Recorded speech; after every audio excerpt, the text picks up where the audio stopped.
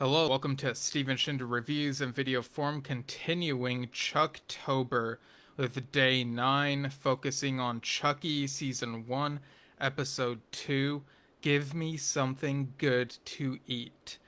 And the title is very fitting as this one takes place on Halloween, about over a week or a week and a half after the first episode. This one was directed by Dermot Downs, and I had to look up what Downs has done.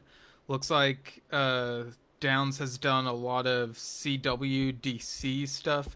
So Gotham, Criminal Minds. Criminal Minds is not CW or DC, but it's just jumped out at me.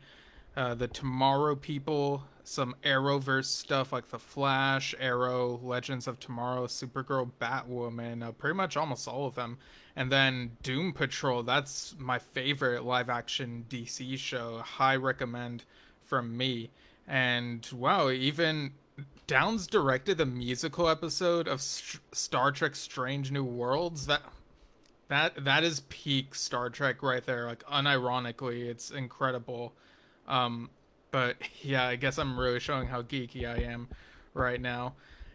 So yeah, Dermot Downs was a director, and this was written by Harley Payton and Don Mancini. Now, what has Harley done? Well, Harley has also done something DC related, from what I gathered from a scroll. Apparently, had an uncredited revision on the Catwoman screenplay. I can't really blame anyone for wanting to be uncredited for that film. Okay, I know that's like an easy shot, but yeah, Harley's done a bunch of stuff since '87. There's Less Than Zero, don't know what that is. Um, Apparently, worked on the story for Friends with Benefits and was a writer and producer on Twin Peaks 1990-1991. That show is also peak. It's very influential on a bunch of shows, including Hannibal, which Don Mancini worked on and which may have influenced Chucky and even Cult of Chucky, like I mentioned prior. So, this one, like I said, begins on Halloween. Well, first it shows a flashback to Halloween 1965, where we get young Charles Lee Ray, around 8 years old. Charles is dressed, I think, like a clown, a sort of a shout out to the beginning of Halloween, the 1978 film. Picks up an apple, it's all those green sour ones, which are the best ones, in my humbly correct opinion. And he bites into it, even though he knows there's a razor in it. Like they kind of do a fake out, being like, "Oh, is he gonna do it? Oh, I guess not." And then he does it, and so that really shows how sadistic he is at such a young age. And we see that this is a loving family, so it's not like Charles Lee Ray was a kid who suffered. He was just always bad, and I like that approach to the character in this backstory. But then we cut to the present day, so Halloween 2021. Jake is dropped off at school by his aunt and uncle and goes with his cousin Junior, because yeah, he's staying with his aunt and uncle now given his father's passing. And Junior kind of feels like he goes back and forth. He seemed to, it looked like he suspected that Jake might have had something to do with his father dying, and then here he sort of tells Lexi that his dad was an accident waiting to happen because he was a drunk. But he also says that Jake is really creepy when it comes to the dolls. So it kind of feels like they go back and forth with Junior's character. And so here at school, Oliver, one of the classmates who was sort of bullying Jake in the previous episode, and whom Junior suspects his girlfriend Lexi might have a thing for, as Chucky alluded to in the talent show, if I remember correctly. Oliver apologizes to Jake and invites him to his Halloween party. So Jake is going to that, and Devin is going to go to that as well. You know, Jake and Devin have this little interaction, and later when uh, Jake and Junior go back to Junior's house, Junior gets really defensive about Jake feeling at home, offering him a popsicle from the refrigerator when it's like his home. But they find that Junior's nanny is dead. You know, earlier it had shown Chucky pushed her so that her face fell into the knives that were in the dishwasher, the knives being blade facing upward. And so Jake says to call 911, and Junior's parents are questioned by Devin's mother. You know, she's investigating, and they're like, I know it's a cliche, but she was like family. And then, very awkwardly, kind of a comedic moment, I guess. If they're asked, like, where does she live or does she have any family, and they're kind of struggling to remember the finer details about her. Apparently, she has a brother who lives in Baltimore, but yeah, so much for family, right? So yeah, this is another one of Chucky's murders, and Jake confronts Chucky about it. Why Jake has not gotten rid of Chucky or tried to destroy him by this point, I don't really know. I feel like they could have leaned a bit more and maybe had Jake feel, I don't know, maybe have these conflicted feelings of it's terrible that his father died, but he also is really glad that he's dead, and so it would be more believable that Chucky could potentially corrupt Jake, because that is what Chucky is trying to do here. It's his end goal that he's trying. But you know, I guess I really want to paint Jake in a better light. You know, if they have a queer main character who's um, getting all evil and stuff, then it could be like a big yikes. So maybe that's why we don't have so much of Jake seeming like he's nudged too much in that direction. But there is this memorable line here where Chucky is like, I have a queer kid, gender fluid, and Jake is like, and you're okay with that? And Chucky's like, I'm not a monster, Jake.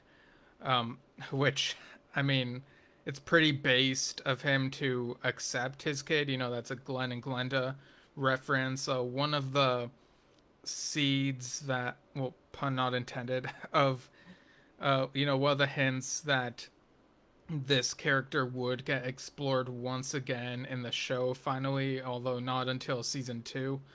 But make no mistake, Chucky is a monster because of his actions murdering people. Like, this does not excuse him. But I do kind of like that they throw in that little detail there.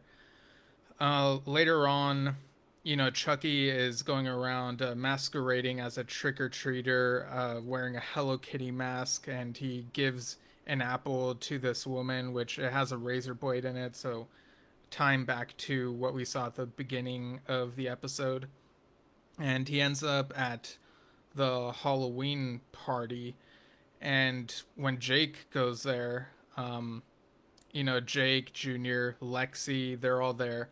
And Lexi is wearing a trench coat to hide what her costume actually is. And there is a moment where, you know, Jake is trying to look for Chucky, and someone pushes him and Devin into a closet, and instead of 7 minutes in heaven, they call it 7 minutes in hell. So trying to you know, pressure them into spending time in there. But Jake is super concerned about Chucky, and Devin notices a black eye, which I believe Chucky had given him. But yeah, the doll is playing video games with Lexi's younger sister Caroline, who apparently has an eidetic memory. I was kind of wondering what's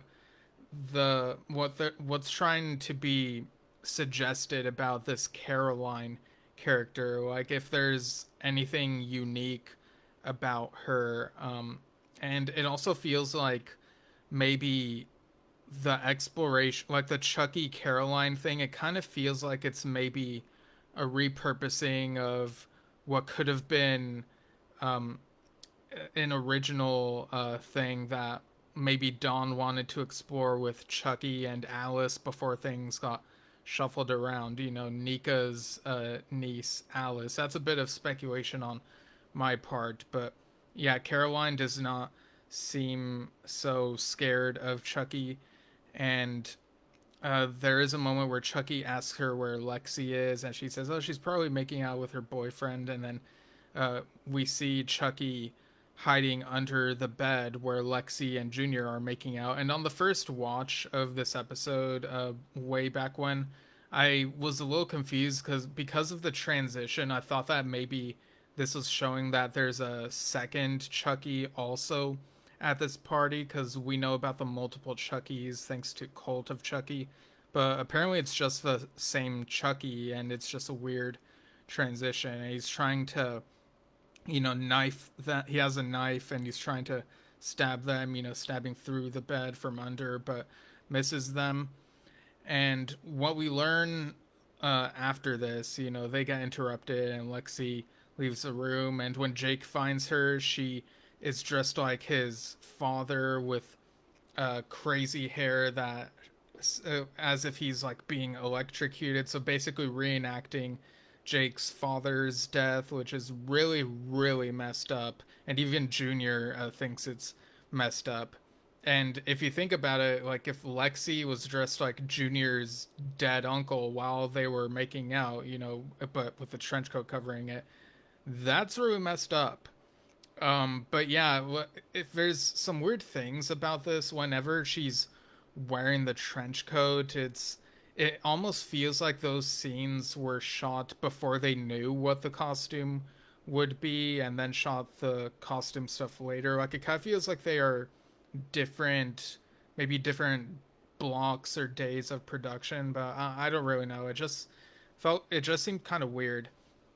But Jake is really upset at Lexi, and really wishes the worst for her. And I mean, this really is driving him toward the edge, and he goes and gets Chucky. And we do see a bit of how much Lexi cares about her little sister Caroline. So they do throw a little bit of an aspect, like a redeemable aspect to her. But yeah, she's being a real jerk.